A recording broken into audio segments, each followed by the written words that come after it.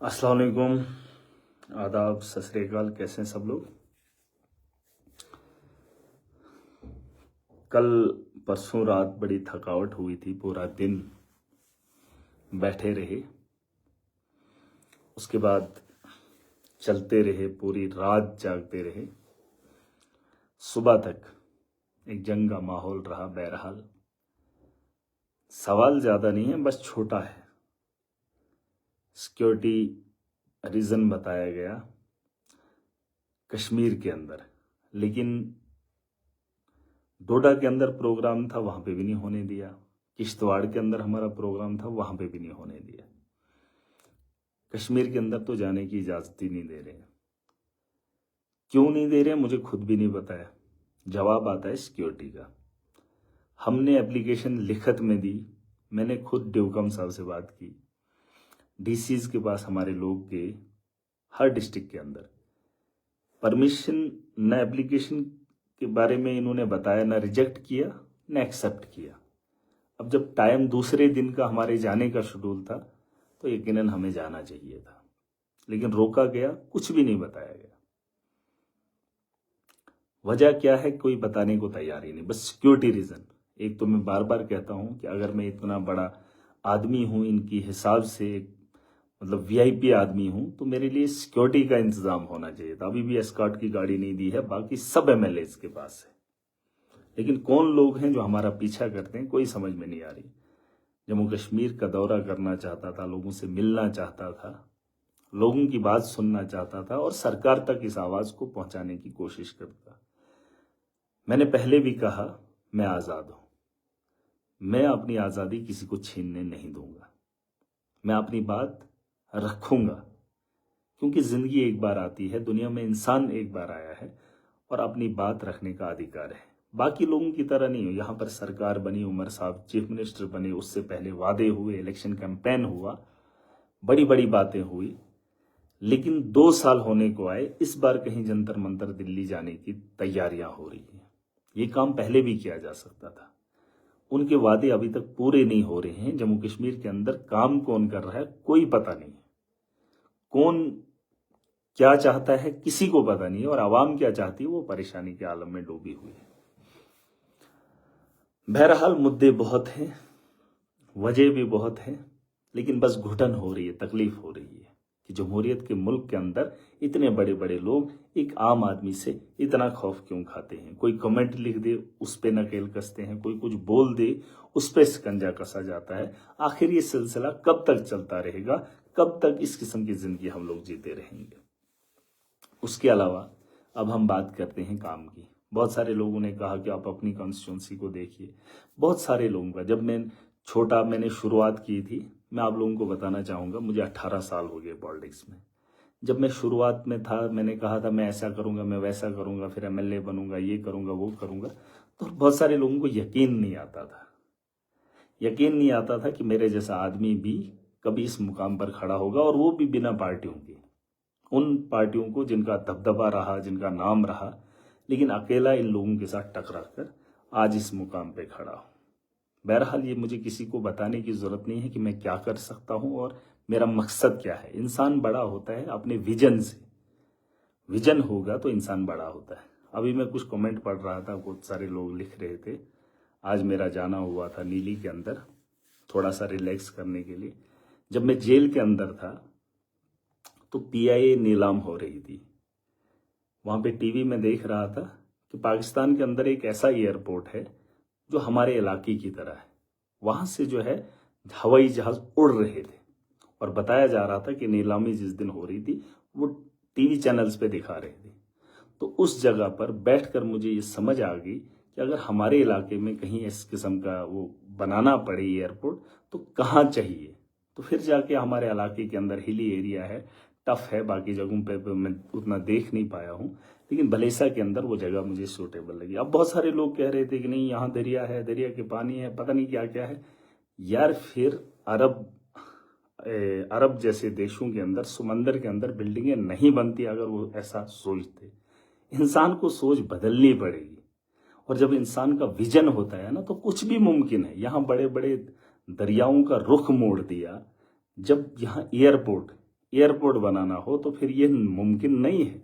यहाँ पर इतने इतने बड़े प्रोजेक्ट बनाए हैं, आप सड़कों के में देख लीजिए कितने बड़े बड़े पुल बनाए, सड़कें बनी जहां लोगों का विश्वास ही नहीं होता था। अरे विजन कमजोर है, कमिट करने से आप बड़े नहीं हो सकते। अब आपको तकलीफ हो रही है, ये बातें मैंने बचपन में सुनी थी जब मैं इस काम के लिए आगे बढ़ा था।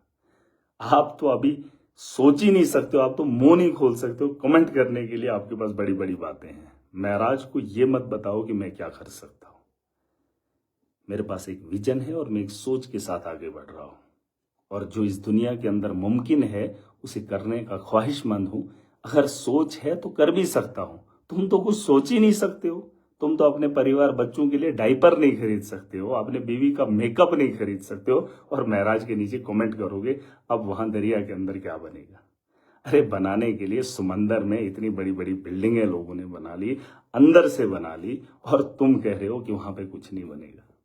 अरे तुम्हारे बस की बात नहीं है। और दूसरी बात, यहां पर जम्मू कश्मीर के अंदर जो बेरोजगारी का मामला है, नौजवान पढ़ा लिखा है, रोजगार की कमी है। मैंने पिछले दिनों ढोल पिटवाया, ढिंढोरा, क्योंकि बहुत सारे लोगों को लगता है कि नरेगा से हमें क्या लेना देना। दुनिया की सबसे बड़ी स्कीम है MG नरेगा, पता कर लेना। कुछ लोगों को फर्क नहीं पड़ता क्योंकि उसका बाप मुलाजिम है, उसी की खा रहे हैं, किसी का दादा मुलाजिम है या उसकी जमीन है, उसी की खा रहे हैं।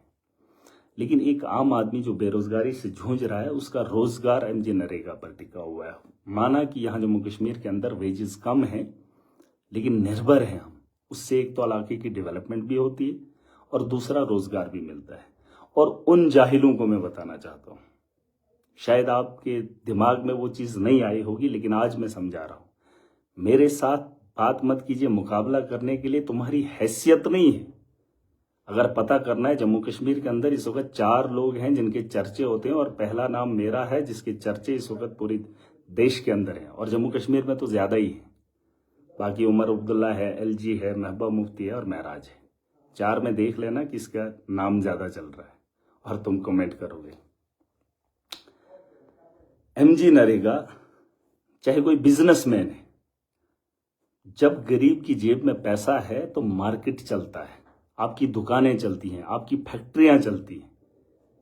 ये जो पैसा है ना, गरीब की जेब में नहीं होगा तो बड़े बड़े बिजनेसमैन ठप पड़ जाएंगे, और वो पैसा तभी जब लोगों के अकाउंटों में आता है ना, फिर जाके खरीदारी, मार्केट की खूबसूरती दिखती है आप लोगों को। तो इसलिए हर आदमी के साथ वास्ता है।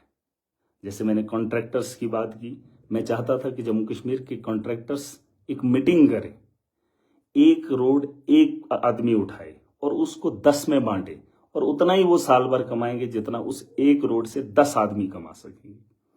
लेकिन आपके पल्ले तो मेरी बात पड़ती नहीं है। एक आम आदमी समझदार है।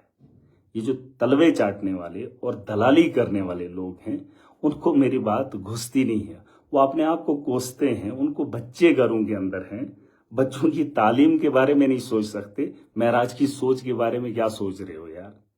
मैं वो आदमी हूं जिसने बड़ी लड़ाई लड़ी है और एक नई लड़ाई की, एक नई जंग की शुरुआत कर रहा हूं। और जहां मुकाबले के अंदर बड़े बड़े दिग्गज हैं, जिनको तुमने देखा नहीं है, मैं उनके मुकाबले में आज खड़ा हूं।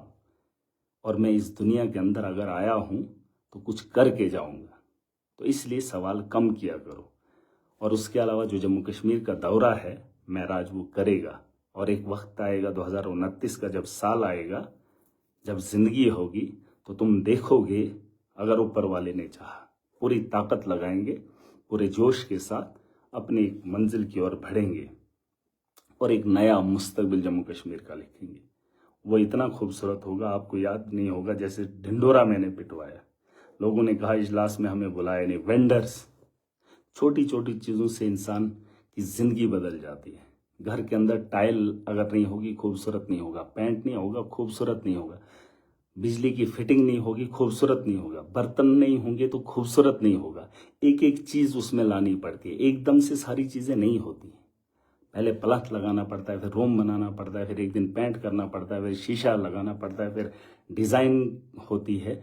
छोटी छोटी चीज़ों से खूबसूरती बनती है। जिसकी एक चीज की शुरुआत मैंने की है। जैसे लोगों ने मुझे वोट दिया, ईमानदारी से वोट दिया, बिना पैसे के वोट दिया, आज मैं लोगों की लड़ाई लड़ रहा हूं। जैसे मैंने ढिंढोरा पिटवाया, हम पंचायत के अंदर वो जो कुछ चोर हैं जिनका पलना ही गरीब के खून से है, जिनका पालन पोषण, उनके बच्चों की परवरिश, उनकी तालीम, उनका खाना गरीब के खून पसीने की कमाई से चलता है। वेंडर्स बनते हैं, बिना काम के उनके अकाउंटों में पैसा जाता है। मैंने कहा कि जिस तरीके से आपने ईमानदारी से वोट दिया, आप ईमानदारी से अपने वार्ड का एक वेंडर बना लीजिए जो आप तक आपके पैसे की अदायगी करेगा। अगर आप इस जगह पर कामयाब होगे, यकीन मानिए कि आगे की सीढ़ी हमारे लिए आसान होगी, आगे का काम मेरे लिए आसान होगा। ईमानदार को हर जगह पे आवाम की बेहतरी के लिए आवाम को खड़ा करना पड़ेगा। और अगर ये काम आपने कर दिया, जैसे ठेकेदार हैं, मटेरियल तो वो लोग डालते नहीं, बस उनके अकाउंट में पैसा आएगा, फिर खाने का काम करते हैं। फिर अगर वो मटेरियल जो सप्लाई करता है उसको अगर नहीं देते हैं तो वो आदमी कहाँ जाएगा, क्योंकि कॉन्ट्रैक्टर का नाम ऑनलाइन होता है और उसके खिलाफ आप कार्रवाई भी नहीं कर सकते। इसलिए मैं कह रहा हूं कि अगर वेंडर, हर वार्ड का लाखों रुपया आता है एक वार्ड के अंदर जो आवाम का होता है और हर आदमी से जुड़ा होता है। यहां मोदी, नरेंद्र मोदी देश का प्रधानमंत्री है, चीफ मिनिस्टर उमर अब्दुल्ला है, महराज मलिक एमएलए है। हर घर को मैं रोजगार नहीं दे सकता, हर घर को मोदी रोजगार नहीं दे सकता, लेकिन ये एक ऐसी स्कीम है जो हर घर तक पहुंचती है। और वो काम एक सरपंच, एक वार्ड का मेंबर करता है जो हर चूल्हे की खिदमत करता है, उसे रोजगार देता है। और लाखों रुपया, करोड़ों रुपया एक वार्ड के अंदर आता है जो आवाम की बेहतरी के लिए होता है और उस वार्ड की बेहतरी के लिए होता है। अगर वो ईमानदारी के साथ जमीन पर लगना शुरू हो जाएगा, आप यकीन मानिए बेरोजगारी का खात्मा आधा तय है। और उसके अलावा जो मैंने बार बार कहा है, सर्कुलेशन ऑफ मनी, जो ठेकेदारों की वजह से हम लोगों की यहाँ परेशानी उठानी पड़ रही है, जिसके जिम्मेदार सरकार कम और ठेकेदार ज्यादा है। मैंने एक बार कहा था कि ये लोग अनपढ़ हैं, अनपढ़ नहीं, जाहिल है। जो 100 रुपए का काम 30 रुपए में उठाते हैं, वो सिर्फ अपने परिवार को देखते हैं, अपने बच्चों का पालन पोषण देखते हैं। लेकिन मैं उस ठेकेदार से लोगों के रोजगार को देखता हूं। और अगर हम लोग इसमें कामयाब होंगे और आने वाला वक्त बड़ा खूबसूरत होगा। और उसके अलावा 10 साल पहले या 15 साल पहले आप जाएंगे, हमारे यहाँ गांव में एक सड़क आई थी, तो कहते थे कि अब कहाँ, पहले वहां जाएंगे फिर यहाँ आएंगे। 10 किलोमीटर जहां हमको नीचे पैदल जाने में, जिस मुकाम पे मलिकपुरा की जगह है, वहां 5-10 मिनट हमें लगते हैं उतरने में। फिर कहते थे हम बाथरी जाएंगे पहले फिर मलिकपुरा जाएंगे। लेकिन वो जमाना भी मुझे याद है। लोग कुछ साल तो चले, लेकिन उसके बाद आज कोई गांव से जब निकलता है ना, बिना गाड़ी के वो पाँव नहीं रखता है। ये वक्त की जरूरत है। और जिस तरीके से मैंने कहा, यहाँ पे एक एयरपोर्ट का होना बहुत जरूरी है। और लोगों को लगता है मैं राजनीति कर रहा हूं। मैं राजनीति नहीं कर रहा हूं, एक नए मुस्तकबिल की सुबह देख रहा हूं। और उस सुबह को बेहतर बनाने के लिए मैं काम करूंगा। और आप लोगों को भी, इन लोगों को बता देना यार, पहले बच्चों के लिए डायपर और कपड़े और बीवी के लिए क्रीम खरीद लो, उसके बाद कमेंट करना। ये जो बेहुदा कमेंट है ना आपके, अगर आपके पास विजन नहीं है, आप जिंदगी में कुछ कर नहीं सकते हो। तुम्हें सिर्फ परिवार के साथ पाला है। अरे मुझे तो आवाम की बेहतरी और मुल्क के अंदर जो बदहाली है उसे खत्म करना चाहता हूं। और तुम महराज की सोच के साथ मुकाबला करोगे। ये तो कुछ लोग हैं जो लीडर, जिनको आप लीडर मानते हो ना, वो पार्टियों की वजह से बने हैं। महराज सोच से बना है। आज अगर एमएलए हो ना, सोच से बनाओ। और अगर बात कर रहा हूं ना, अपने विजन से कर रहा हूं। तो इसलिए कमेंट करने से पहले 100 बार सोचिए। तुम्हें बड़ा आसान होता है कमेंट करना, ये भी लिखना फिर बेहुदा बातें, ऐसा नहीं होता है। और जो कमेंट करता है ना, वो अपनी पहचान मत छुपाइए, वो बताइए कि उसने जिंदगी में क्या किया है। मैं कोई खरीदा हुआ कोई एमएलए नहीं हूं। अपने पांवों पे खड़ा होकर और इन ताकतों से लड़कर यहां इस मुकाम पे पहुंचा हूं। मेरी जिंदगी के बारे में जान लेना कि 12 साल मैंने किस हाल में गुजारे। और आपको कमेंट लिखना बड़ा आसान हो जाता है। जिस दिन मौका मिलेगा उस दिन आप भी देखोगे। बहरहाल जो दौरा था हमारा वो रद्द कर दिया, गलत है, नहीं होना चाहिए था। लेकिन आज अगर वक्त इनका है, कल हमारा होगा। उसकी कोशिश करेंगे बेहतर बनाने की। और हर नौजवान को जागना पड़ेगा। सियासत से पढ़ा लिखा भाग रहा है और खुद को इज्जतदार कहता है। वाह, नौकरी ढूंढ रहा है और जिनसे ढूंढ रहा है उनको वोट देकर बताता है ये ऐसे हैं ये वैसे हैं, है ना। तो इसलिए पढ़ाई इसलिए भी करो कि आप कल को नेता बनो, कल को लीडर बनो और आवाम की रहबरी करो। बस इसलिए पढ़ते हो हमारा घर कैसे बने, मेरी बीवी हो, मेरे बच्चे हों, मेरा घर हो, बस यही ज़िंदगी है, इसीलिए पढ़ाई है। महराज ने इसके लिए नहीं पढ़ा था, जिसके लिए मैंने पढ़ा था उसके लिए मैं चल रहा हूँ।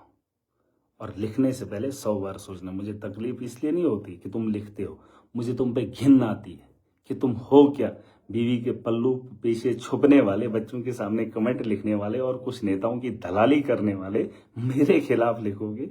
अरे औकात और हैसियत देख लो, जिस दिन लिखोगे उस दिन पहले अपने गरीबा में झांक कर देख लेना तुम्हारी औकात क्या है। मुझे कमेंट या कोई अपोजिशन से कोई प्रॉब्लम नहीं है। अरे तुम्हारी चड्डी गीली हो जाती है बात करने से। पहले डायपर का इंतजाम कर लीजिए, फिर यहाँ कमेंट कर लेना।